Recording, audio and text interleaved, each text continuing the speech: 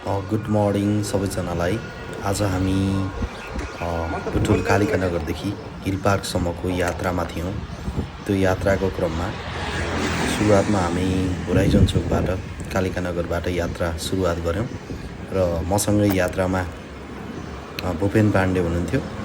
सुरुवातमा ठिक शिवालय मन्दिर अगाडिबाट, त्यस पछाडि सिद्धार्थ कटेजको नजिकैबाट मिलनचोकबाट यो यात्रामा सुदीप पौडेल जोडिनु भयो र उहाँ देख्न सक्नुहुन्छ।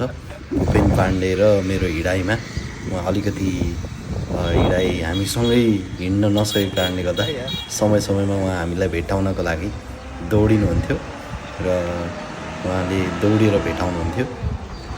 अहिले हामी ठिक मिलनचोक नजिकै पुगेका छौँ। भूपेन पाण्डेजी त्यसरी दौडिराख्नु भएको छ र अब हामी हिल पार्कको गेट नजिक पुग्यौँ।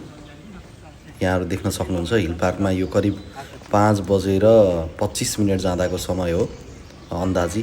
यो समयमा हिल पार्कको गेट नजिकको दृश्य यस्तो थियो। बिहानै तरकारीजन्य बिक्री वितरणको लागि राखिएको थियो। यति धेरै फ्रेस तरकारीहरू यहाँ राखिएको थियो र हामी यो उकालो चढ्ने क्रममा थियौँ। यो क्रममा धेरै मानिसहरू चाहिँ फर्किने क्रममा हुनुहुन्थ्यो। हिल पार्कबाट फर्किने क्रममा हुनुहुन्थ्यो र मानिसहरू धेरै फर्किए पनि यहाँनिर यो जुन हिल पार्कको बिहानी समयमा नाच्ने ठाउँ छ, यहाँ चाहिँ नाच्दै हुनुहुन्थ्यो सुदीप पौडेलजी थकित अवस्थामा। र यो हामी यहाँनिर हिल पार्कको जुन एउटा अहिले दैनिक जसो चाहिँ यहाँ बिहान नाच्ने जुन परम्परा छ दैनिकी, त्यो ठाउँको दृश्य हो यो प्रतीक्षालयमा।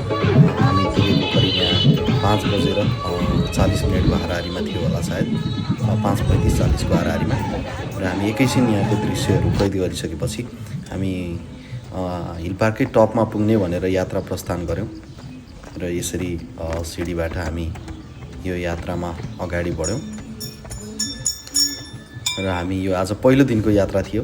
यो यात्रामा पुग्दै गर्दा धेरै मानिसहरू पनि टपमा जाने बाटोमा हुनुहुन्थ्यो र सुदीप पौडेलजी यसरी थकित अवस्थामा हुनुहुन्छ यहाँनिर पुग्दा।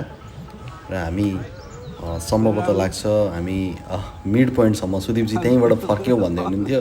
अलिकति उहाँलाई पुस गरिसकेपछि थोरै भए पनि उहाँ कोसिस गर्नुभयो र आज हामी एउटा मिड पोइन्ट